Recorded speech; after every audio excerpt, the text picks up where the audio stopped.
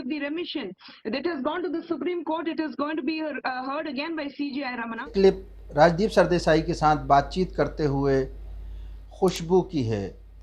खुशबू जो कि साउथ की एक्ट्रेस रही हैं, जाना माना नाम रही हैं, साथ ही साथ वो पॉलिटिशियन भी रही हैं। पहले खुशबू सुंदर कांग्रेस में थी, वर्तमान में भारतीय जनता पार्टी में है। अब और आगे बढ़ गया है, क्यों इसमें है कि 15 अगस्त को इनको रिहाई दी गई और ये मामला, इस रिहाई के ख़िलाफ़ मामला जो है सुप्रीम कोर्ट पहुंच गया है। इसको कि सुप्रीम कोर्ट में सुना जाए और इन लोगों को वापस जेल भेजा जाए। इस बात को लेकर chief justice of India Ramana साहब ने इसको स्वीकार कर लिया। गुजरात के बिल्किस बानो गैंगरेप दोषियों की रिहाई का मामला जो है ये लगातार सुर्खियों में बना हुआ है। इस पर सवाल उठाए जा रहे हैं और कोर्ट इस पर सुनवाई के लिए तैयार हो गया है, जल्दी सुनवाई के लिए। सीजेआई की अध्यक्षता में ही एक बेंच रहेगी, 3 सदस्यीय बेंच रहेगी जिसमें कि इसकी सुनवाई की जाएगी। इस रिहाई में 14 लोगों के मार देने का मामला है ये। इस बात को अधिवक्ता भट्ट ने बताया जो कि इस कपिल सिब्बल साहब के साथ हैं।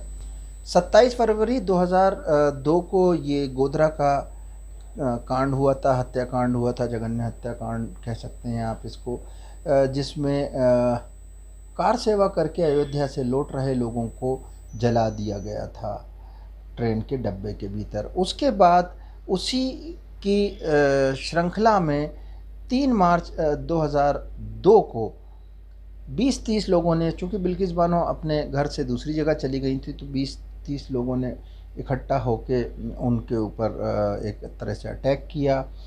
उस वक्त वो 5 महीने के गर्भ से थीं और उस दौरान उनके साथ On February 28, 2002, violence engulfed Godhra. At the time, Bilkis was visiting her father's home in Randikpur village, Dahor district. Fearing trouble, the family along with many others fled the village, looking for safe refuge.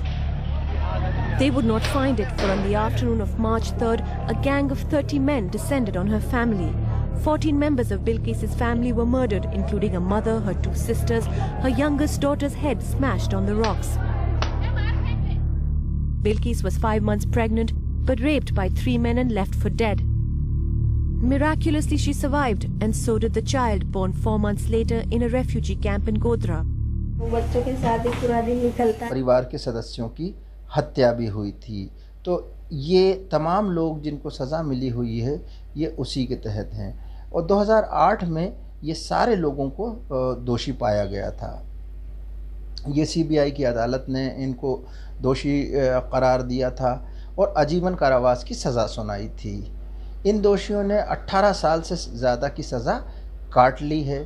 अब इसी संबंध में actually Radhe Shyam शाही ने धारा 432 और 433 के तहत सज़ा को माफ़ करने के लिए गुजरात हाई कोर्ट का दरवाज़ा खटखटाया था।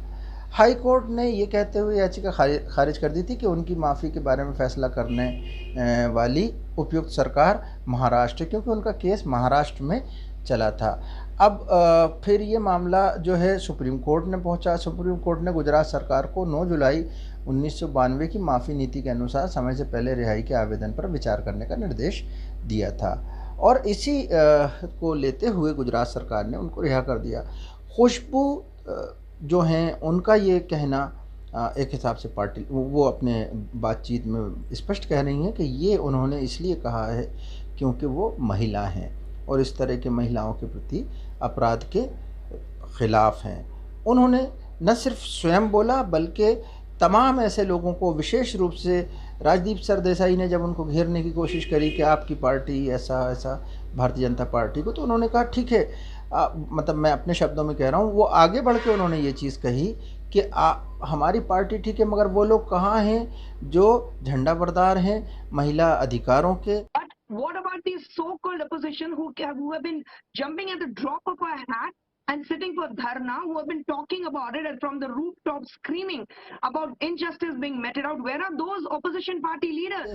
और तमाम तरह की ऐसी चीज़ों के कि जिसमें कि सरकार को घेरने की कोशिश करते हैं, सवालिया निशान खड़े करते हैं। उन्होंने किसान आंदोलन से लेकर तमाम लोगों के ऊपर इस बात के प्रश्न उठा दिए हैं।